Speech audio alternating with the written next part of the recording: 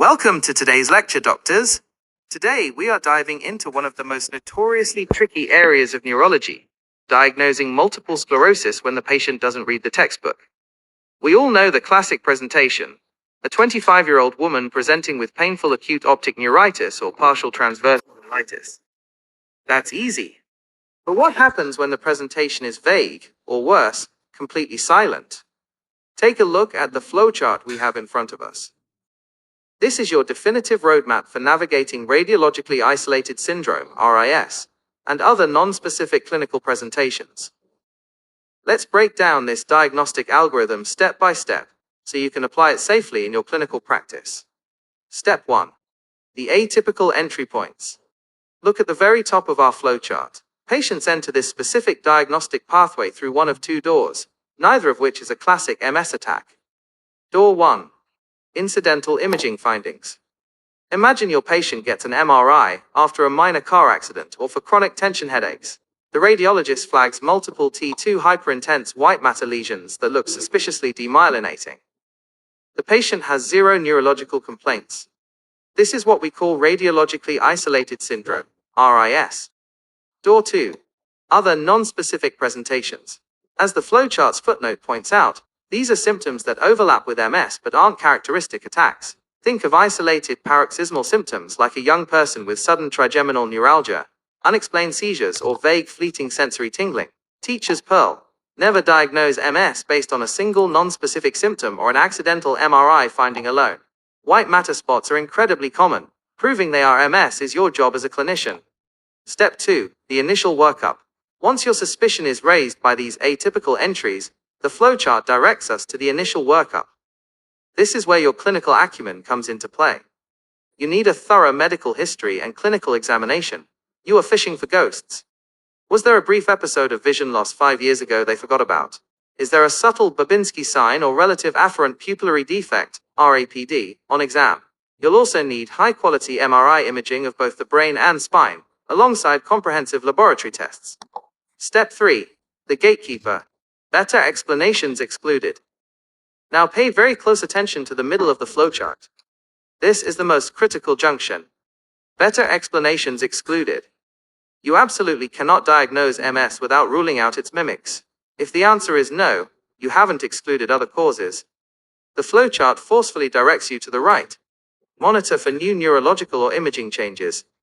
Do not rush to label this patient with MS.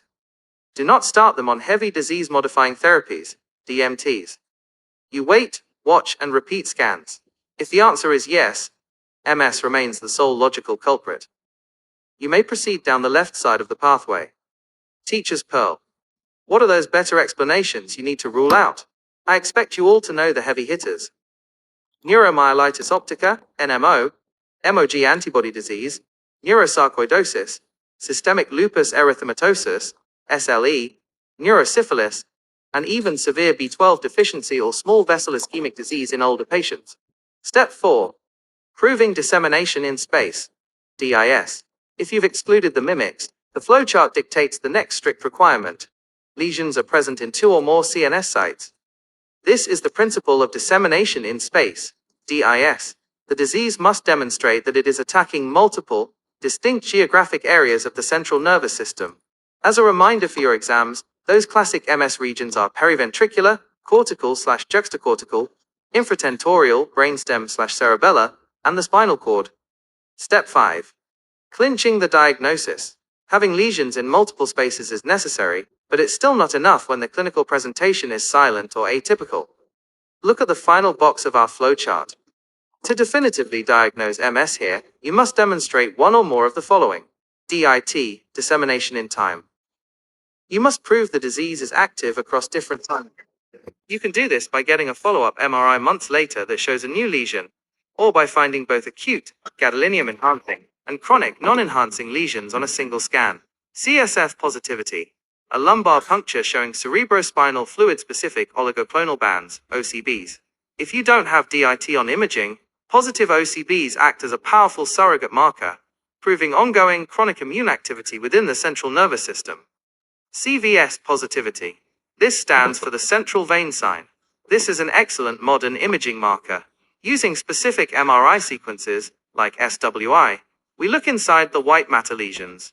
Because MS plaques typically form around small venules, seeing a central vein inside the lesion is highly specific for MS and helps differentiate it from ischemic strokes or migraines.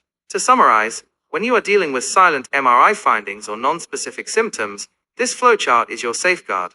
It forces you to hit the brakes, rule out mimics, and demand strict radiological or biological proof of space, DIS, and time, DITCSF-CVS. Keep this algorithm in mind, and you will protect your patients from devastating misdiagnoses.